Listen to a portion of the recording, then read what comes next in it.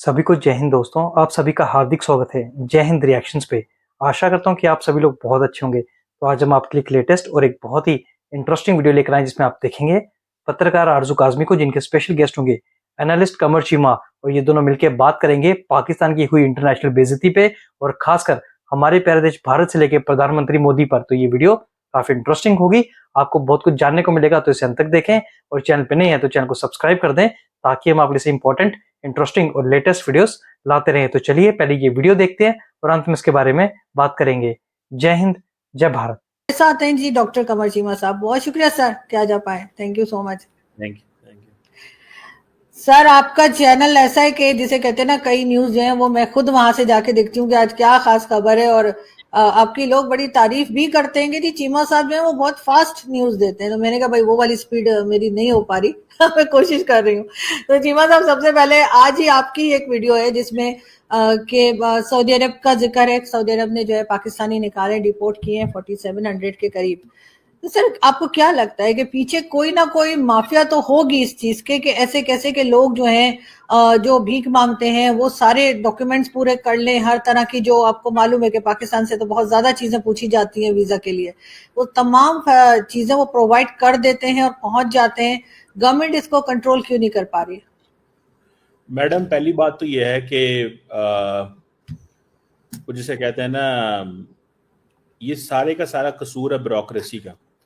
ठीक है जी। और अगर आप ये देखें कि जो ब्यूरोक्रेसी है, ये लोग कैसे जाते हैं। मैं आपको अपनी एक मिसाल देता हूँ। मैंने अपने पहले बोला हुआ है इससे। मैं ना कई दफ़ा एयरपोर्ट पे गए हैं, आप भी जाती हैं, ट्रैवल किया है, गए हैं तो एयरपोर्ट पे दिया अपना पासपोर्ट। अच्छा, वो लाइन लगी होती है FIA की, तो आगे कुछ लोग खड़े होते हैं। तो मैं कहूँ यार ये इनके साथ बदतमीजी क्यों करते हैं, और इनको लेके तो कहते हैं जी फलाने कमरे में आ जाए। तो वो जारी बात है, पता होता है माल बता बनाएंगे, चीज़ें करेंगे। मेरा एक्सपीरियंस ट्रैवल करने का लाहौर, इस्लामाबाद, सियालकोट, कभी इधर से मैं ट्रैवल करता हूँ, तो मुझे समझ ना आए और मैं कई दफ़ा प्रॉपरली गुस्से हूँ। मैंने कहा जी बंदे के पास वीज़ा है, बंदे के पास डॉक्यूमेंट है, सारा कुछ ठीक है, आप क्यों पकड़ रहे हैं। अब पता चल रहा है भाई ये तो माफियाज है। 42 बिलियन रुपीस आपके मांगने वाले पाकिस्तान में बनाते हैं। 42 बिलियन। मुझे तो लगता है कि इतना पैसा है कि हुकूमत इनसे कर्जे ही ना मांगने शुरू कर दे इन लोगों से कि फायदे तो अड़गो लेने पैसे हैं, हमें कर्जा ही दे दो, हमने 2-3 सड़कें बनवा लेते हैं, मोटरवे बनवा लेते हैं। अब चक्कर क्या है, ये इतनी बड़ी इंडस्ट्री बन चुकी है और अब एम्बैरेसिंग सिचुएशन, ठीक है जी, कि आपको 4700 लोगों को डिपोर्ट कर दिया उन्होंने। और देखें आप, इतनी बड़ी इंडस्ट्री है कि UAE नाराज, सऊदी अरब नाराज। आज इंटीरियर मिनिस्टर सऊदी एम्बेसडर से मिल रहे हैं, क्योंकि आपको पता है कि वो क्या उसे बोलते हैं, हज आ रहा है। तो लोग वहां पे जाते हैं और फिर इलीगल हज भी करते हैं, फिर वहां पे इलीगल हज करके मांगते भी हैं। दुनिया से बंदे आते हैं, ये वहां पे लाइनों में, अब वहां पे हजारों लाखों लोग होते हैं। हुकूमत किस किस को पकड़े, किस किस को देखेगी। और वो जो चीज है ना, उसके लिए मैं समझता हूं कि ये बंदे इस तरह पकड़े जाना कितनी एम्बैरेसिंग सिचुएशन। आपसे हाजी तो जाते नहीं है, कोटा आप कम करवा लेते हैं कि जी हम हाजी भेजें, उनको फायदा हो, ठीक है। लेकिन हम यहाँ से क्या कर रहे हैं, हम भर भर के बसें, जहाज जो है ना वो बंदे भेज रहे हैं। और ये सारी एयरपोर्ट पे साजबाज होती है, एयरपोर्ट वालों को पता होता है कौन सा ग्रुप जा रहा है। आप देखिए ना, ये होते तो आम लोग होते हैं, कोई अच्छा ड्रेस पहन के तो मांगेगा नहीं वहां पे।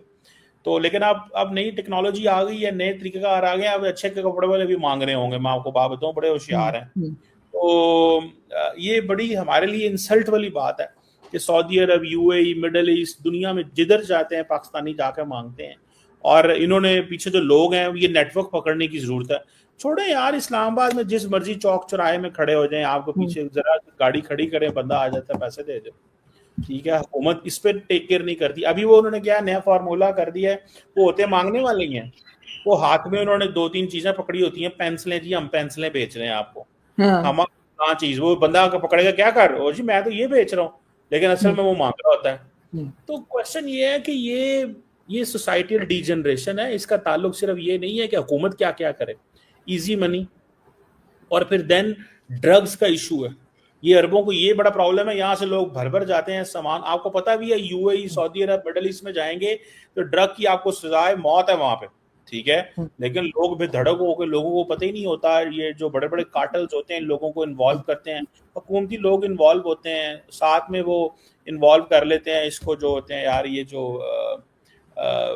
कार्टल्स, हुकूमत, FIA और मिनिस्ट्रियाँ, एयरपोर्ट, ये सारे वहाँ पे पैसे बनाते हैं और कहते हैं जाओ वहाँ पे आगे जाओ। अब वो सारे अरबी घुमाम जो है ना, वो कहते हैं कि एक तरफ, अब वो क्यों मिले हैं आज हमारे इंटीरियर मिनिस्टर को, बेसिकली तो वो कहते हैं कि ये आपके लोग मिले हुए हैं इनके साथ, आपके लोग भी तो मिले हुए हैं ना, आप अपने लोगों को तो पकड़ें। ये तो चलो जो निकलते हैं, आप अपने लोगों को तो रोकें। आपके एयरपोर्ट पे जो लोग काम कर रहे हैं, आप उनसे तो पूछें वो क्या इस तरह की हरकतों में इन्वॉल्व है। सो बड़ी एम्बैरेसिंग सिचुएशन है। 42 बिलियन रुपीस, और हर रोज 2-4 हजार बंदा वहां से वो डिपोर्ट करके, आपको फिर वीजे नहीं मिलते, आपको पता है। अगर आपने जाना है, जो जेन्युइन लोग जाना चाहते हैं उनको वीजा नहीं मिलता, तो ये पूरी पूरी कौम की इंसल्ट हो रही है, मैं समझता हूँ। तो ये चीज है। लेकिन चीमा साहब, क्या ये पहले भी था, हमें पता नहीं लगा, या ये अभी ये ट्रेंड शुरू हुआ है कि वहां जाकर भीख मांगने का? क्योंकि गल्फ में तो कम से कम मैं जब गई हूँ, मैंने किसी पाकिस्तानी को मेरा टकराव नहीं हुआ कि मैं कहूँ कि ये भीख मांगते हुए मुझे दिखे हो। मेरे ख्याल है ये 2-4 साल में चीज सामने आई है, ठीक है। हाँ। और ये उन्होंने तासुर बनाया है। ये पूरे पूरे गैंग हैं जी, ये ऐसे नहीं होता। ये पूरे पूरे गैंग हैं जिनको चढ़ाया जाता है बहुत सारे डिफरेंट एयरपोर्ट से, उनको अंदर बंदे होते हैं, वो फैसिलिटेट करते हैं, और उनको सऊदी अरब पहुंच जाते हैं, वो उनको रख लेते हैं। वो तो आप उसका इंटरव्यू नहीं करेंगे कि उसके पास वीजा पाकिस्तान ने भेज दी, आगे उनके लोग होते हैं, वो लोग उनको लेके गायब हो जाते हैं। 10 उम्रा उनको कराते कोई नहीं है, या पता नहीं किधर किधर उनको बैठा देते हैं कि बस तुमने ये पैसे लेके इतने 500, 1000, 2000, 4000 रियाल, 10,000 रियाल, जितने भी हुआ, ठीक है, तुम ये हमें ला के दोगी या दोगे, मर्द या औरतें जो भी होते हैं। तो ये चीजें जो है, I think this is something very very very परेशान कुन बात है, शर्मिंदगी वाली बात है, बहुत एम्बैरेसिंग सिचुएशन है। लेकिन सर, अगर हम बात करें थोड़ी सी AS दलत साहब की, और आप भी जानते हैं कि वो रॉ के चीफ रह चुके हैं, असद दुरानी साहब के साथ बुक भी लिखी है। अभी रिसेंटली उनकी एक जो क्लिप है बड़ी वायरल है, जिसमें वो ये कह रहे हैं कि हिंदुस्तान को पाकिस्तान से बात करनी चाहिए। वैसे तकरीबन ऑलमोस्ट 6-7 साल पहले वो मेरे शो में आए थे, रोज न्यूज के और फोन पे, तो उन्होंने तब भी यही बात की थी कि पाकिस्तान हिंदुस्तान आपस में बात करें। उनके ऊपर बहुत क्रिटिसाइज किया जा रहा है, बहुत उनको सुनाई जा रही है, हालांकि वो रॉ के चीफ रह चुके हैं। आप क्या समझते हैं कि उन्होंने ठीक बात की है या बातचीत नहीं हो सकती? देखिए, बात सीधी सी है कि AS दौलत साहब हो गए बुजुर्ग, ये है मोदी साहब का जमाना, दौलत साहब का जमाना चला गया। उनका ये है कि बस वो अपना एक आधा पैक लगा के बैठे रहें, अपनी किताबें लिखते रहें, गप्पे मारते रहें, बस वो उस तरह चलते रहें।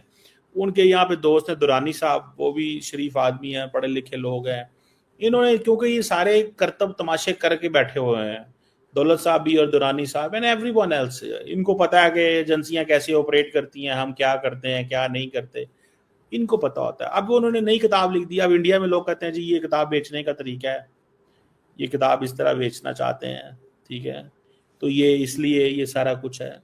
सो मुझे ऐसे लगता है कि AS दौलत साहब जो है ना, ये इनको हो सकता है वो दिल से कह रहे हो, और वो उस कॉन्स्टिट्यूएंसी के लिए कह रहे हैं, उन लोगों के लिए कह रहे हैं जो वाकई चाहते हैं टॉक्स हों।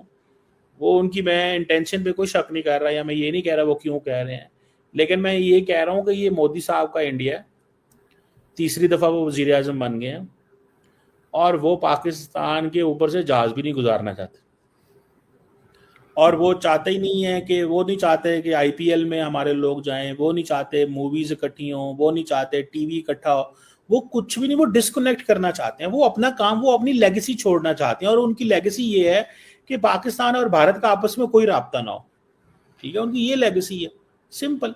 तो मेरा ख्याल है कि बजाय इसके कि पाकिस्तान को इस फ्रेमवर्क में काम करना चाहिए, या तो हो ना कि आप इतने 12 सालों 11 सालों में आप नरेंद्र मोदी को या किसी तरीके से कन्विंस करके टेबल पे ले आते, वो भी नहीं आप कर सके। वो हमारी कोताहियां, गलतियां, निज़ाम जैसा भी था, अब वो भी अकड़ के बैठे हुए हैं, तो भाई नहीं हो सकता ना, ये तो बात खत्म। तो अब फोकस करें। हमारे लोग भी, आपने देखा जो आर्मी चीफ की स्टेटमेंट आपने देखी, वो क्या थी? That was a message to India ना, भाई बात खत्म, तुम अपने घर, हम अपने घर। तुम क्या समझते हो कि हम आपसे बात करेंगे? हम भी बात नहीं करेंगे आपसे, ठीक है। तो वो basically it was a message there. वहां पे अब बहुत सारे लोग कह रहे हैं जी आर्मी चीफ ने जो बात की है वो हिंदुओं के बारे में, तो वो उन्होंने कोई नई बात थोड़ी की है। ये पाकिस्तान की जो the genesis of the separation of Pakistan and India, इसी के ऊपर तो खड़ा हुआ है ना, कि हम दो अलहदा लोग हैं, हम इकट्ठे नहीं रह सकते। That is a point. ये टू नेशन थ्योरी इसी के ऊपर, पॉइंट के ऊपर है। तो उन्होंने कोई डिफरेंट बात नहीं की। इंडिया के अंदर तो ऑलरेडी ऐसे ही है, वो भी तो कहते हैं हमने कश्मीर ले लेना है, हिंदू भी वहां पे हमारे हैं, मुसलमान भी हमारे हैं, वहां सारा कुछ कर रहे हैं। सो ये मेरा ख्याल है कि ये एएस दौलत साहब को समझना चाहिए कि जो मौजूदा सेटअप है यहाँ पे, ये भी इंटरेस्टेड नहीं है भारत से बात करने में, और जो वहां पे सेटअप है वो भी इंटरेस्टेड नहीं है बात करने में। सो ये इस साइलेंस, और इसको ऐसे ही चलते रहने, देखते हैं कहाँ चीजें अनफोल्ड। दोस्तों आशा करता हूँ कि वीडियो को आपने अंत तक देखा होगा और आरजू काज़मी कमर चीमा का ये पूरा डिस्कशन आपको काफी पसंद आया होगा। इसमें आपने देखा खुद इन दोनों को पाकिस्तानी होते हुए कैसे एम्बेरसमेंट का सामना करना पड़ा, और जैसे कि कमर चीमा ने कहा ये नया भारत है, ये मोदी का भारत है, इसलिए भारत और पाकिस्तान की बातचीत लगभग नामुमकिन है। तो इसके बारे में आपके क्या विचार है? आप अपने विचार हमें कमेंट सेक्शन में लिखकर जरूर बताएं, और एक बार फिर चैनल पर नहीं है तो चैनल को सब्सक्राइब कर दे। तो चलिए फिर मिलेंगे ऐसे किसी लेटेस्ट और इंटरेस्टिंग वीडियो में, तब तक अपना ध्यान रखिए। जय हिंद, जय भारत।